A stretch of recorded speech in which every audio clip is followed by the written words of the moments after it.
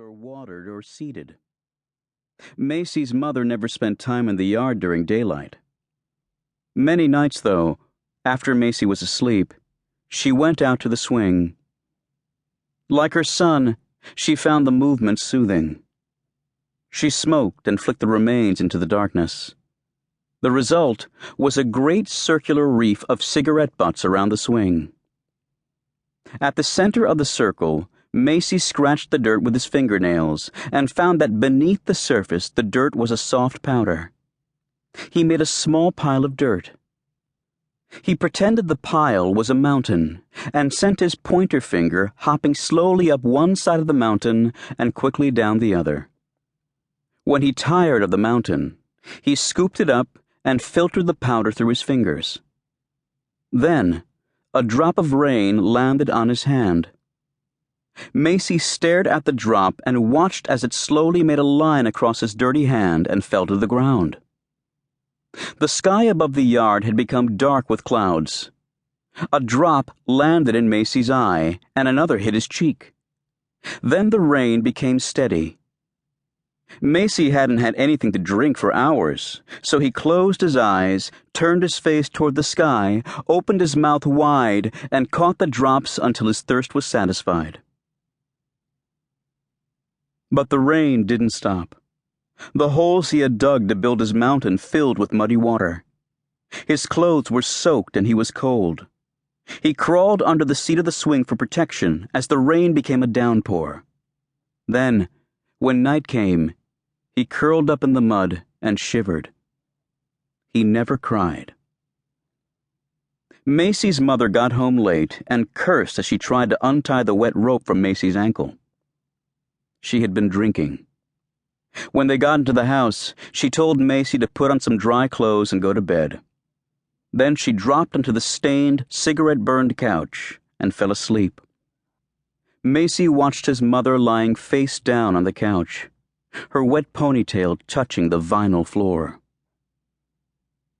It took Macy a long time to go to sleep, so he lay in the dark and listened to his mother snore in the next room. After that night, Macy never told anyone he loved them, and he was forever afraid of the rain. Macy never did well in school, and he didn't make friends. Starting in kindergarten, other kids made fun of him because he was so quiet and shy. The criticism caused him to become more withdrawn. In third grade, his teacher organized a Thanksgiving Day play. "Some of you will dress like pilgrims, and some of you will be Indians," she told the class. Macy raised his hand for the first time all year. "Yes, Macy," the teacher asked. "I was born on Thanksgiving," he said softly, staring shyly at the top of his desk. Before the teacher could respond, one of the boys yelled, "That's why you're such a turkey!" Everyone laughed, except the teacher and Macy. After that, the other kids always called him Turkey.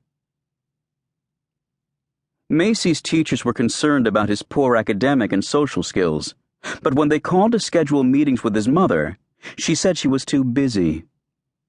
All the years Macy was in school, she never met with even one of his teachers. By the end of middle school, Macy had stopped going. What should have been Macy's first year in high school was spent in a state juvenile correctional facility, where he had been sent for shoplifting at a liquor store. Macy enjoyed his first afternoon in juvie. It looked nice, with a television room and a gym. The state's food was better than he was used to at home, and the prison uniform, an orange shirt with matching pants, made Macy feel like he was going to be part of a group. That night, in the bathroom, he was attacked by one of the bigger boys, and his nose was broken. When that boy was locked in solitary, another boy took his place and broke two of Macy's front teeth. One of the guards, Officer Quinn, was the teacher at juvie. He had been teaching there for over 20 years. Every Friday afternoon, he conducted what he called Quinn's Quiz. He asked the boys questions about their schoolwork.